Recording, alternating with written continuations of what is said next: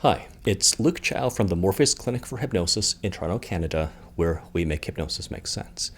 I know it's been a few months since I've updated this YouTube channel, but we've been quite busy here. And one of the updates I want to give is that most recently I've been moving away from techniques and I've been moving away from kind of step-by-step processes in the kind of hypnotherapy that I do. And I've been moving toward basic principles that I instill in my clients as principles for healthy living. And this video is intended to give you a few of those fundamental principles that I share with all or almost all of my clients, and which I believe are sound principles for healthy living. The first one is that the mind-body link is very real. And often in this scientific world that values the measurable and the objective, we overlook what is difficult to measure and subjective.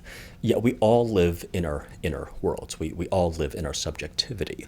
And our experience of life and the quality of our experience of life is largely mediated by the subjective experience that we have, or to put it in other words, the lenses we look through or the perspectives and belief systems we have. And the thoughts inside your head are going to be heard and responded to by your body. So if in your head you're preparing for something bad happening, your body's going to brace for some bad thing happening.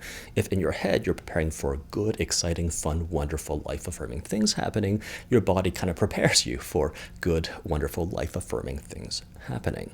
So the message I give to all of my clients as a fundamental principle for living is to be somewhat, or ideally more than somewhat, mindful of the thoughts you're nurturing inside your mind. Just as you're selective about the words you pick to communicate with others, understanding that your words will make an impact, to understand that the words you pick for communicating within your own mind will make an impact because of the mind-body link, will improve the quality of your life.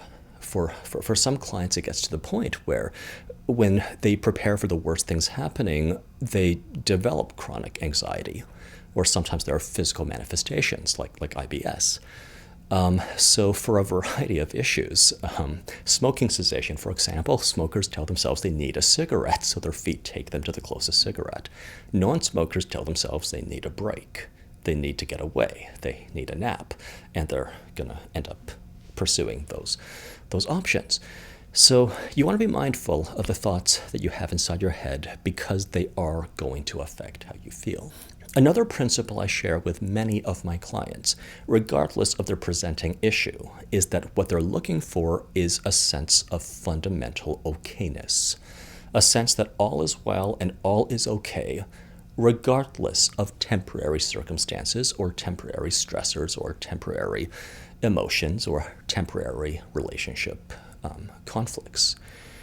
And people kind of present with overeating or tobacco smoking or fear of public speaking or fear of flying.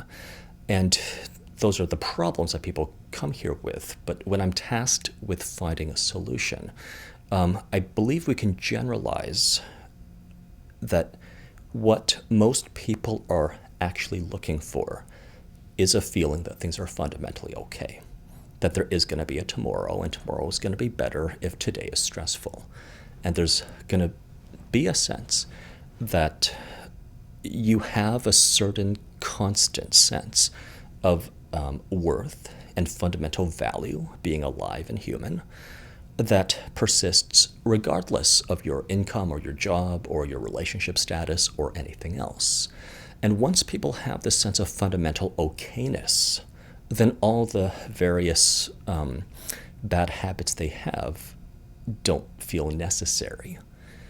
And the message then is that when you look for that sense of fundamental okayness within yourself, within your inner world, you'll find it more readily than if you try to achieve it by consuming something or by doing something or by believing that if only you could figure out every possibility, then you'll be fundamentally okay. The concept of fundamental okayness means you don't have to consume or do anything to achieve okayness, and okayness is something that you have. I know if you're listening to this, it may feel like a big ask for you to accept that you're fundamentally all right, especially if you've been bombarded with messages that you're not fundamentally all right. But that's at least a direction that I've been identifying for my clients to move toward. The third fundamental principle for healthy living that I want to share is that happiness, love, kindness, compassion, the good things, are not a zero-sum game.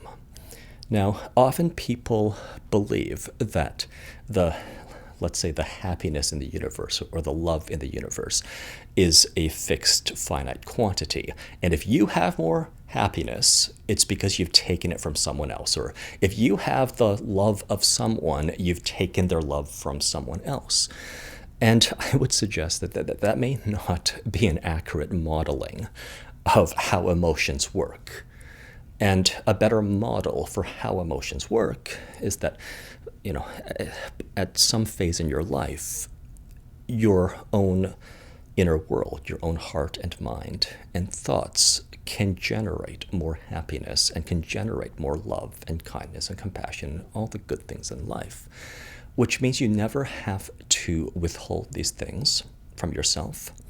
You never have to feel guilty pursuing peace or happiness or love, because when you pursue these things, you are adding to the total quantity of love and happiness and kindness that's in the universe.